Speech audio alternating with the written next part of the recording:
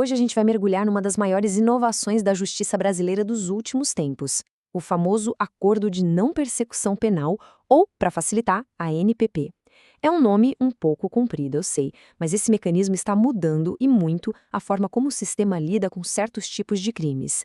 Vamos desvendar juntos como ele funciona. A pergunta que está na tela é o ponto de partida de tudo. Já pensou nisso? E se existisse um jeito de resolver um crime sem precisar passar por todo o desgaste, por toda a demora, de um processo judicial tradicional? Pois é exatamente essa a proposta do ANPP. E olha, essa ideia não é uma invenção brasileira, não. No mundo todo, a gente vê uma busca por mais eficiência no judiciário. O sistema está sobrecarregado em quase todos os lugares.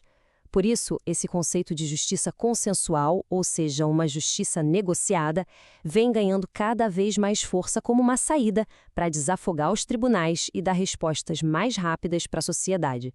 É bem nesse contexto global que o Brasil encontrou a sua própria solução. Agora a gente vai focar em como essa ideia toda se materializou por aqui, com a criação do Acordo de Não Persecução Penal. A grande virada de chave aconteceu em 2019. Foi com a Lei 13.964, mais conhecida como o Pacote Anticrime. Foi essa lei que colocou a ANPP dentro do nosso Código de Processo Penal. Basicamente, ela criou uma nova etapa, uma fase antes do processo começar, e isso mudou completamente as regras do jogo para um monte de casos. Tá, mas o que é o ANPP na prática? Pensa nele como um negócio jurídico, quase um contrato. De um lado, você tem o Ministério Público, que é o titular da ação penal, o acusador. Do outro, o investigado e sua defesa. Em vez de apresentar uma denúncia e começar um processo, o promotor propõe esse contrato com algumas obrigações. Se a pessoa cumprir tudo direitinho, o caso morre ali. Simples assim.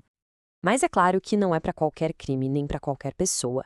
Existem regras bem claras e objetivas para isso. Vamos dar uma olhada agora no checklist, nos 6 requisitos que são essenciais para que um ANPP possa sequer ser oferecido. Esses requisitos funcionam como um grande filtro. Primeiro, tem que ter confissão. A pessoa precisa admitir formalmente o que fez. Segundo, o tipo de crime é fundamental. Não pode ter violência ou grave ameaça. O tamanho da pena mínima, como a gente vai ver, também é um fator decisivo. Além disso, o histórico da pessoa todo analisado. Tem antecedentes? Já recebeu benefícios parecidos antes? E, por fim, tem um critério um pouco mais subjetivo. O promotor precisa entender que aquele acordo é o suficiente para o caso, tanto para punir quanto para prevenir novos crimes. E aqui está o filtro numérico, talvez o mais importante de todos. A lei é clara, a pena mínima do crime tem que ser menor que 4 anos. Isso já tira da jogada os crimes mais graves do nosso código e restringe o ANPP para os crimes de médio potencial ofensivo. É um detalhe técnico, mas que faz toda a diferença. Certo. Digamos que o caso passou por todos esses filtros. E aí, como o acordo acontece na vida real? Vamos acompanhar essa jornada, desde a hora que o acordo é proposto até a sua conclusão. O caminho do acordo é bem definido. Tudo começa com o Ministério Público fazendo a proposta. Aí, a defesa, que é sempre obrigatória, analisa todos os termos junto com o investigado. Se todo mundo concordar, o acordo é enviado para um juiz. O papel do juiz aqui não é discutir se o acordo é bom ou ruim, mas sim verificar se ele é legal e se a pessoa aceitou de livre e espontânea vontade. O nome disso é homologação. Com o ok do juiz, começa a fase de execução, ou seja, de cumprimento do acordo. E essa imagem mostra como tudo se torna oficial.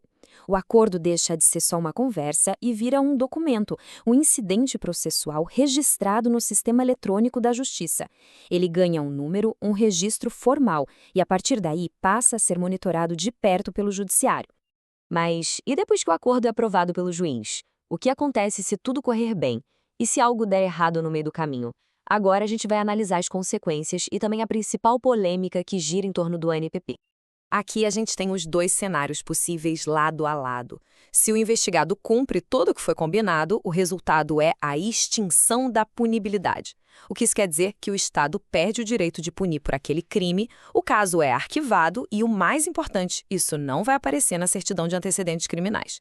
Agora, se as condições forem quebradas, o acordo é rasgado. A confissão que a pessoa fez lá no começo não pode ser usada contra ela, mas o Ministério Público fica com um caminho livre para oferecer a denúncia e começar um processo penal para valer. E só para deixar bem claro o que significa extinção da punibilidade. Esse é um conceito central no direito penal. Quer dizer simplesmente que o direito de punir do Estado acaba para aquele crime específico. É um ponto final definitivo na questão criminal, o que é, sem dúvida, o maior benefício para quem cumpre o acordo. E aqui a gente chega no ponto mais quente da discussão. O promotor tem o poder de propor o acordo. Mas, e se ele se recusa a oferecer, mesmo que todos os requisitos pareçam estar preenchidos? Um juiz pode se meter nessa decisão? Essa questão levanta um debate super profundo sobre o papel de cada um no sistema de justiça. Existe uma corrente de pensamento que defende o seguinte: como o Ministério Público é o dono da ação penal, a decisão de oferecer ou não o acordo é exclusiva dele.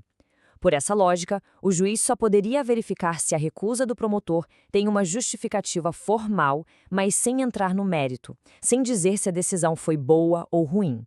Do outro lado, tem a visão garantista, que argumenta que o ANPP é um direito da pessoa investigada se ela preencher os requisitos.